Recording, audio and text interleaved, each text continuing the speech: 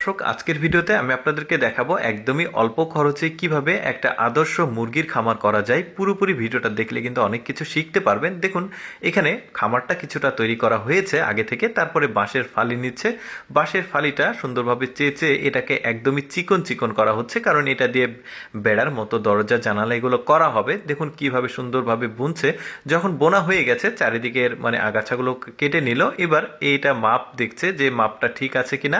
হ্যাঁ, মাপ ঠিক আছে। জানালা এবং দরজার এত চমৎকারভাবে তৈরি করবে, দেখতে থাকুন ভিডিওটা। এরপরে যেখানে মুরগি, হাঁস মুরগি থাকবে সেই জায়গাটা সুন্দরভাবে প্লাস্টার করছে সিমেন্ট এবং বালির সমন্বয়ে, যেভাবে রাজমিস্ত্রিরা করে। এবারে ওপরে পিরপাল বা তিরপাল অনেকে বলে, সেটা দেওয়ার পর ওই যে ছাউনি দিচ্ছে। এগুলো কিন্তু কিনতে পাওয়া যায়, দেখতে পাচ্ছেন চমৎকার ঘাসের মতো দেখতে। তারপরে আরও কিছু বাঁশের টুকরা নিয়ে এসেছে। এবার স্কয়ার মাপে করে ওই যে যেটা বেড়া তৈরি করলো, মাপ করে নিল যে দরজা জানালা ঠিক আছে কিনা। ওই জানালাটা এবং দরজাটা এখানে কিন্তু ফ্রেমের মধ্যে লাগিয়ে দেওয়া হবে। দেখতে পাচ্ছেন চমৎকারভাবে কিন্তু এটা লাগিয়ে দেওয়া হয়েছে। এখন দরজাটা এখানে লাগিয়ে দিল। দেখুন বেশ চমৎকার লাগছে কিন্তু দেখতে। তারপরে প্লাস্টিকের ক্যারেট কিন্তু বাজারে পাওয়া যায়। সেই ক্যারেটের এক পাশের অংশটুকু সুন্দরভাবে কেটেছে। এরপরে খড় নিয়ে এসেছে। এই খড়গুলো কিন্তু এখন ভেতরে প্রবেশ করানো হচ্ছে।